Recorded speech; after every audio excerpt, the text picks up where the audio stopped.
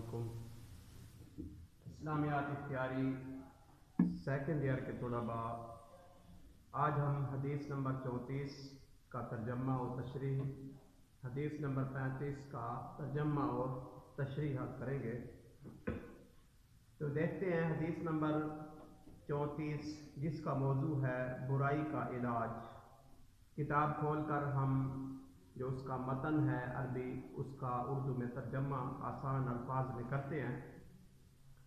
عن ابی سعید الخدری رضی اللہ عنہ قال، حضرت ابو سعید خدری بیان کرتے ہیں، سمعت رسول اللہ صلی اللہ علیہ وآلہ وسلم یقول، کہتے ہیں کہ میں نے حضور صلی اللہ علیہ وآلہ وسلم کو یہ فرماتے ہوئے سنا، من رعا منکم منکرن، جو تم میں سے کسی برائی کو دیکھ لے، فَلْيُغَيِّرْهُ بِیَدِهِ، اسے چاہیے کہ وہ ہاتھ سے برائی کو روک دے۔ فَإِن لَّمْ يَسْتَطِعْ فَبِلِسَانِهِ، اگر ہاتھ سے برائی کو روکنے کی طاقت نہیں رکھتا تو وہ زبان سے برائی کو روکے۔ فَإِن لَّمْ يَسْتَطِعْ فَبِقَلْبِهِ، اگر اس کی بھی طاقت نہیں رکھتا تو وہ اپنے دل سے برائی کو برا جانے۔ وَذَلِكَ أَضْعَفُ الْإِيمَانِ، اور یہی ایمان کا کمزور ترین درجہ ہے۔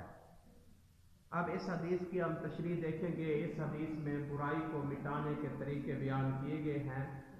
پہلا طریقہ برائی کو ہاتھ سے روکنے کا ہے، دوسرا طریقہ برائی کو زبان سے روکنے کا ہے، اور تیسرا طریقہ برائی سے نفرت کرنے کا ہے۔ تو اس حدیث میں امر بالمعروف اور نہی عن المنکر کا طریقہ اور اس کے مدارج بیان ہوئے ہیں، یعنی نیکی کا حکم دینا اور برائی سے روکنا اسلامی نقطہ نظر سے امر بالمعروف اور نہی عن المنکر تمام خوبیوں اور بھلائیوں کا مجموعہ ہے۔ یہ امت مسلمہ کے لیے لازمی فریضہ ہے کہ امت مسلمہ کو خیر امت کہا گیا ہے۔ کنتم خیر امت، تم بہترین امت ہو۔ وجہ کیا ہے کہ تم نیکی کا حکم دیتے ہو اور برائی سے روکتے ہو۔ تو اب یہ 3 مراتب برائی روکنے کے جو بیان ہوئے ہیں، ان میں سے پہلا طریقہ استئصال منکر بزور بازو، یعنی برائی کو ہاتھ سے روکنا۔ ہاتھ سے روکنا برائی کو سب سے مؤثر اور اہم ذریعہ ہے۔ معاشرے کا مجموعی مزاج اور رجحان خیر اور بھلائی پر مشتمل ہونا چاہیے۔ جس جگہ بھی بدی کو یا برائی کو دیکھا جائے، اس کو ہاتھ سے اکھاڑ کر پھینک دیا جائے پوری قوت کے ساتھ۔ اسلام نے حدود تو مقرر کر دی ہیں، ان کے مطابق مجرموں کو سزا دی جائے۔ جن جرائم کی سزا کا معاملہ وقت اور حالات پر چھوڑا ہے تو برائی کی نوعیت اور شدت کے لحاظ سے اس کی سزا کی تجویز کی جا سکتی ہے۔ تو مومن کا یہ فرض ہے کہ اسے بخیر و خوبی ادا کرے۔ دوسرا طریقہ ہے برائی کو زبان ہاتھ سے روکنا۔ ہاتھ سے روکنا پہلا طریقہ، اب زبان سے روکنا یہ دوسرا طریقہ ہے۔ قرآن مجید میں ہے وَلْتَكُن مِّنكُمْ أُمَّةٌ يَدْعُونَ إِلَى الْخَيْرِ، تم میں سے کچھ لوگ بہترین امت ہیں جو بھلائی کی طرف لوگوں کو دعوت دیتے ہیں، وَيَأْمُرُونَ بِالْمَعْرُوفِ، نیکی کا حکم دیتے ہیں، وَيَنْهَوْنَ عَنِ الْمُنكَرِ، برائی سے روکتے ہیں، وَأُولَٰئِكَ هُمُ الْمُفْلِحُونَ، یہی لوگ فلاح پانے والے ہیں۔ یعنی قرآن مجید میں واضح کر دیا گیا کہ برائی کو روکنا، نیکی کا حکم دینا، نیکی کی دعوت دینا، یہ فلاح پانے والے کامیاب لوگوں کی علامت ہے۔ حدیث مبارکہ میں آیا، حضور صلی اللہ علیہ وآلہ وسلم نے ارشاد فرمایا، جو لوگ برائی سے منع کرنے اور نیکی کا حکم دینے میں جھوٹی رواداری برتتے ہیں، ان کی مثال ایسی ہے جیسے کچھ لوگ بحری جہاز میں سفر کر رہے ہو، کچھ اوپر کے حصے میں باقی نیچے کے حصے میں نیچے والوں کو پانی لینے کے لیے بار بار اوپر جانا پڑتا ہے۔ وہ سوچتے ہیں کہ اس آنے جانے سے دونوں کو تکلیف ہوتی ہے، لہذا نیچے والے اپنے جہاز کے حصے میں سوراخ کر کے پانی سمندر سے لینا چاہتے ہیں۔ اب اگر اوپر والے لوگ نیچے والوں کو سوراخ کرنے سے منع نہیں کرتے تو جہاز میں پانی بھر جائے گا اور پورے کا پورا جہاز ڈوب جائے گا۔ یہ طریقہ ہے کہ اگر برائی کو نہیں روکیں گے تو پھر اس کا یہ صلہ ملے گا، یہ حشر ہوگا۔ یہ بیان کیا گیا ہے حدیث مبارکہ میں ایک مثال کو۔ قرآن مجید میں سورۃ انفال میں آیا وَاتَّقُوا فِتْنَةً لَا تُصِيبَنَّ الَّذِينَ ظَلَمُوا مِنْكُمْ خَاصَّةً، بچو اس فتنے سے جس کی شامت مخصوص طور پر صرف انہی لوگوں تک محدود نہیں جو گنہگار ہیں۔ حضور صلی اللہ علیہ وسلم نے فرمایا کہ ایک مرتبہ اللہ تعالیٰ نے جبرائیل علیہ السلام کو کسی بستی کی تباہی کا حکم دیا تو جبرائیل امین نے عرض کیا، اے اللہ، اس بستی میں تیرا ایک نیک آدمی بھی تو رہتا ہے جس نے کبھی بھی تیری نافرمانی نہیں کی۔ اللہ تعالیٰ نے فرمایا پہلے اس نام نہاد نیک آدمی کو غارت اور تباہ کرو، بعد میں دوسروں کو ہلاک کرنا، کیونکہ اس کے سامنے برائیاں پروان چڑھتی رہیں، اس نے کسی کو نہیں روکا، انفرادی اصلاح کرنے کی اس نے کوئی کوشش نہیں کی۔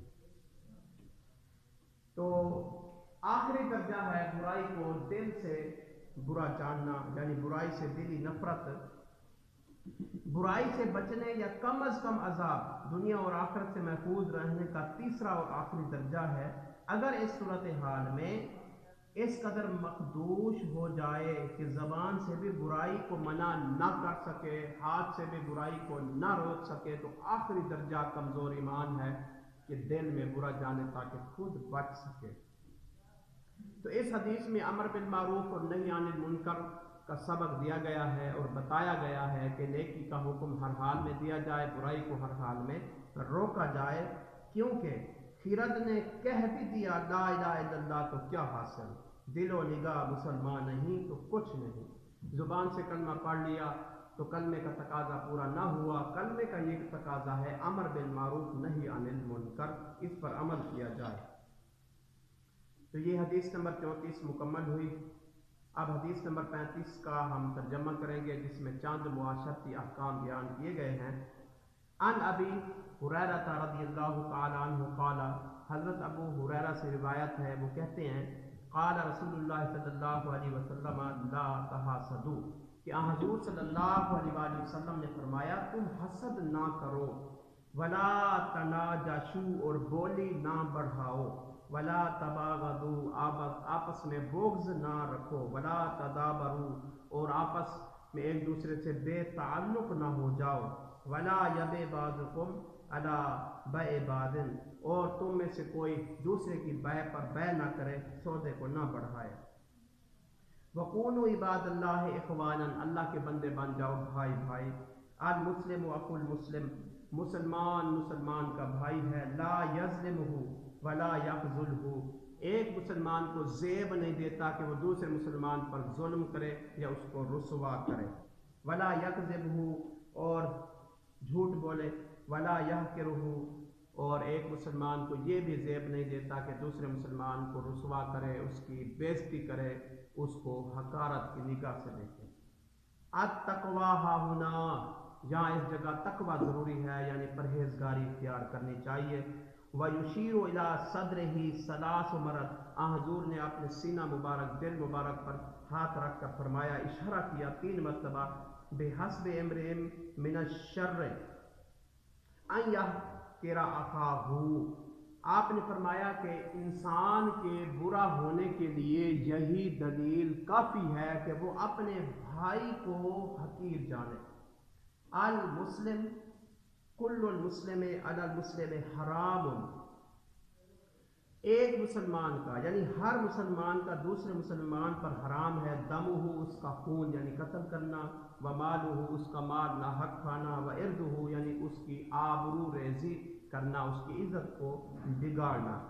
تو اس حدیث میں معاشرتی احکامات کی تفصیل بیان کی گئی ہے، اخوت اسلامی کے تقاضے بیان کیے گئے ہیں کہ مسلمان کا بھائی ہے تو ایک مسلمان بھائی پر دوسرے مسلمان بھائی کے جو حقوق ہیں وہ اس حدیث میں بیان کیے گئے۔ پہلے نمبر پر حکم دیا گیا لا حسد سے پرہیز، یعنی حسد نہیں کرنا چاہیے۔ اسلامی اخوت کی بنیاد کلمہ توحید پر ہے۔ اس کا سب سے پہلا اور بڑا تقاضا یہ ہے کہ ہم کسی سے حسد نہ کریں۔ حسد حدیث مبارکہ میں اس کی مذمت آئی ہے کہ ایاکم والحسد، کہ حسد سے بچو، ان الحسد یاکل الحسنات، بے شک حسد نیکیوں کو ایسے کھا جاتا ہے کما تاکل النار الحطب، جیسے خشک لکڑی کو آگ کھا جاتی ہے، حسد نیکیوں کو ایسے کھا جاتا ہے۔ قرآن مجید میں بھی حسد جو ہے اس کی مذمت کی گئی ہے، ومن شر حاسد اذا حسد، میں پناہ مانگتا ہوں حاسد کے شر سے کہ جب وہ حسد کرتا ہے۔ کاروباری بددیانتی سے پرہیز، یہ بھی اس حدیث میں بیان کیا گیا ہے کہ کاروبار میں امانت داری کا پہلو جو ہے اس کو خاطر خواہ رکھا جائے، بددیانتی سے پرہیز کیا جائے، بولی کو خام خواہ نہ بڑھایا جائے۔ نیلامی کی صورت میں ہمارے ہاں جو کاروبار ہوتا ہے اس سے نہ صرف مہنگائی بڑھتی ہے بلکہ دلوں میں نفرت جنم لیتی ہے کہ ایک شخص کوئی سودا لین دین کر رہا ہے تو دوسرا آ کر اس کی بولی کو بڑھا دیتا ہے یا قیمت کو خامخواہ بڑھا یا گھٹا دیتا ہے، تو یہ اسلامی اخوت کے خلاف ہے۔ تیسرے نمبر پر غیظ و غضب سے اجتناب کا اس حدیث میں حکم دیا گیا ہے۔ قرآن مجید میں اشداء علی الکفار رحماء بینہم، کہ مسلمان یعنی مومن کی یہ خوبی ہے کہ وہ کافر پر تو بے شک سخت ہوتے ہیں اور سختی ہونی چاہیے، لیکن آپس میں مہربان ہونا یہ مومنین کی صفات میں شامل ہے کہ مومن آپس میں نرم ہوتے ہیں۔ لیکن یہ جو شرف ہے موجودہ دور میں انسان اور قوموں کے درمیان چیتے اور بھیڑیے کا سا رشتہ قائم ہو گیا ہے۔ غیظ و غضب کو اسلام مطلقاً ختم نہیں کرتا بلکہ اس کا رخ باطل کی طرف موڑ دیتا ہے۔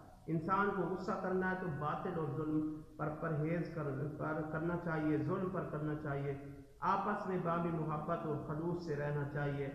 یہی اہل ایمان کی پہچان قرآن مجید میں مومنین کی صفات کو بطریق اولا اجاگر کیا گیا ہے۔ باہمی روگردانی سے اجتناب اس حدیث میں بیان کیا گیا ہے۔ حضور صلی اللہ علیہ وسلم نے ارشاد فرمایا کہ کسی نیکی کو حقیر نہ جانو کا اپنے بھائی سے خندہ پیشانی سے ملنا ہی کیوں نہ ہو، اپنے بھائی کو دیکھ کر مسکرانا صدقہ ہے۔ ان احادیث کی روشنی میں مومنوں کو آپس میں محبت اور اخوت کا اظہار کرنا چاہیے، لہٰذا اخوت اسلامی کا تقاضا یہ ہے کہ آپس میں روگردانی نہ کی جائے، باہمی پیار اور محبت سے کام لیا جائے۔ اس حدیث میں بیان کیا گیا ہے سودے پر سودا کرنے کی جو ہے اسلام میں قطعاً اجازت نہیں ہے کہ ایک شخص کسی کے ساتھ کوئی سودا کر رہا ہے، دوسرا شخص مالی مفادات کی خاطر دوسرے انسان کے سودے پر لات مارتا ہے۔ اکثر اوقات انسانی جھگڑے اور فسادات اسی وجہ سے ہوتے ہیں۔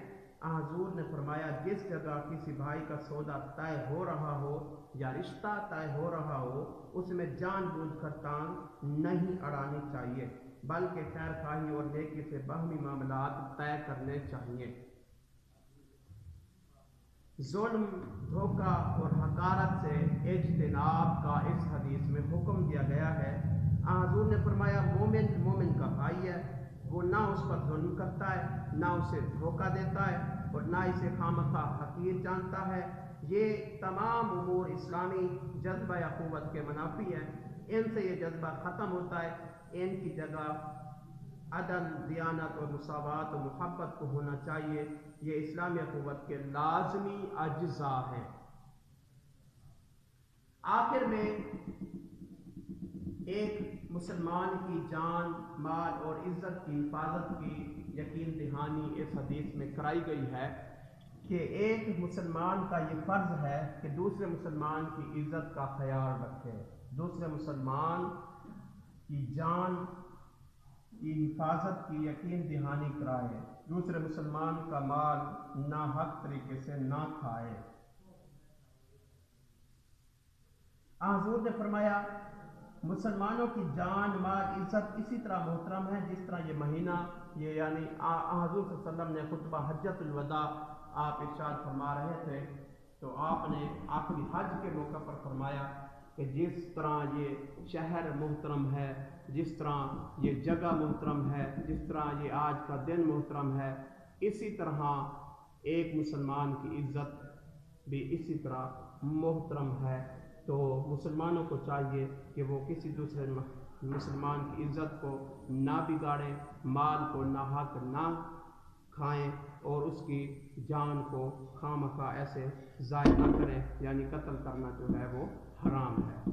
تو بیٹا یہ دو حدیثیں ہم نے آج پڑھی ہیں، تو آپ نے ان کے MCQs کو تیار کرنا ہے اور کتاب کے آخر میں جو شارٹ کوئسچن دیے گئے ہیں ان کو بھی تیار کرنا ہے۔ اللہ تعالیٰ آپ کا اور میرا حامی و ناصر ہو۔